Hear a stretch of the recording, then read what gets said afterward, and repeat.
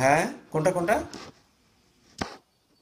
ওই lady officer, হ্যাঁ হ্যাঁ। আর্মিটা পিছনে চলে যাওয়ার জন্য, ডিঅ্যাক্টিভেটেড হয়ে যাওয়ার জন্য আর কি।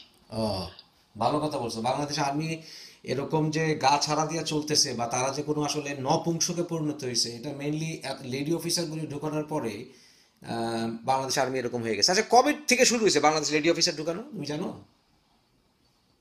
ওই ওই রংপুরের ওই অফিসারের ওনার কোনো ছেলে ছিল না, ওই সেনাপ্রধান, ওনার আচ্ছা কোনো ছেলে ছিল না।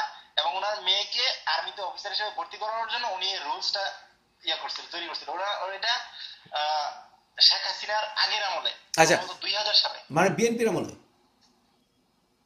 না, বিএনপি আমল না, এটা শেখ হাসিনার আমলে সম্ভবত শুরু হয়েছিল। শেখ আচ্ছা, হাসিনা আমলে শুরু করছে এটা সে? সঠিক আচ্ছা, যাও তুমি ওইটাও আমার আমলটা জানতে নালে, হবে। কিন্তু প্রথম প্রথম যেই অফিসার, লেডি অফিসার বাংলাদেশ সেনাবাহিনীতে প্রবেশ করে সে হচ্ছে প্রাক্তন সেনা প্রধানের মেয়ে। Is that right? G sir, sir প্রাক্তন সেনাপ্রধানের মেয়ে। এবং সেই ওনার মেয়েরই কোনো নুট ছেলে ছবি, ছিল না। এবং সেই মেয়েরই নুট ছবি ছড়াই গেছিল আর্মিতে। Is that right? হ্যাঁ, সেই নোটস করা হয়েছিল ইউএন মিশনে। এবং এরকম হয়েছিল যে প্রত্যেকটা সৈনিকের মোবাইল চেক করতে, একটা একটা করে কার মোবাইলে ছবি আছে চেক করে তারপরে দেশে, আর যাদের বলছে যাদের পাওয়া যাবে তাদেরকে মানে চাকরি থেকে ইউএন থেকে পাঠিয়ে দেওয়া হবে। সমস্ত লোক ছবিগুলো মুছে ফেলছিল আর কি, এরকম হয়েছিল। কিন্তু কিন্তু এই নুট ছবিটা কি একা নাকি অন্য কারোর সাথে ছিল? তো ওখানে আরেকটা কাহিনী করছিল যে না না, আমার উত্তর দাও। যেহেতু এই নুট বাংলাদেশের ছবিটা, কাছে স্যার, এই নুট ছবিটা কি সেনা প্রধানের মেয়ের একা নাকি কারো অন্য কারোর সাথে?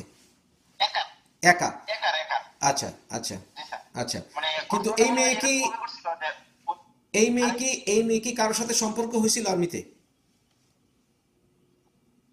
এখন অবশ্য ওনার হাজবেন্ডও আছে আর্মিতেই, মেজর পদবীর। আর বলতে অপেক্ষা রাখবে না। হ্যাঁ বলো, কি বলতেছিল, বাকিটা বলো।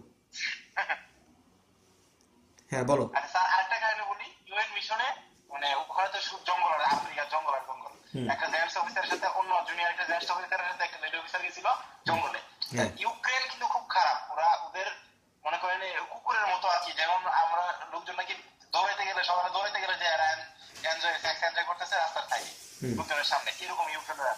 ইউক্রেন। ইউক্রেনের লোকজন যে মেয়েটা ওই ছেলের সঙ্গে একসাথে জঙ্গলে, তো হুম। ওরা কি করলো, ওরা ওই পুরুষ অফিসারদেরকে, বাংলাদেশের যে পুরুষ অফিসারটা ওদেরকে উড়ে তাড়াই দিল, তাড়াই দিয়ে ওই মেয়েটারে একসাথে অনেক মিললে ওই মেয়েটার সঙ্গে এনজয় করলো। কি এরকম বাংলাদেশি মেয়ে? রেকর্ড আছে বাংলাদেশের। বাংলাদেশি মেয়ে? মেয়েটা কি কি sir? Bangladeshi? Bangladeshi officer, Bangladeshi officer মেয়ে? Bangladeshi officer, lady officer. কত কত সালে এটা? আমি আনুমানিক বলতে পারতেছি, আনুমানিক 3 থেকে 4 বছর আগের। কঙ্গোতে?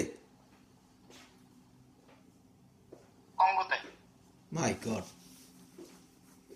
তো বাংলাদেশে আর্মি অফিসারের কি আলু ছিল? আর্মি অফিসার তো অভাব নাই স্যার। না, বাংলাদেশে আর্মি ছেলে আর্মি অফিসাররা কিছু করলো না? কি কি বলবে, কতক্ষণ সময় লাগে স্যার? 1 ঘন্টা 1.5 ঘন্টা ওই অফিসার ফেরত আইসা, ওখানে ও কিন্তু বাইরে যাওয়াই নিষেধ। আর ওখানে তো ফ্রি সেক্সের কান্ট্রি। ওখানে ওরা গেছিল একটু এনজয় করতে জঙ্গলের মধ্যে, তখন অন্য দেশের ইউক্রেনের আর্মিরা ওই মেয়েটাকে, সে পুরুষ একজন, ওকে তাড়াই দিছে। ও তো নিজে আইসা না ছেড়ে দেবা কেন দেবাসি, ও, নিজে বাইচে আসছে। পরবর্তীতে ওই মেয়েটাকে আইনা দিয়ে গেছে এরা এনজয় শেষে। এই যে পিস আর কিপিং ফোর্স, কিছুই করার নাই। UN peace keeping force.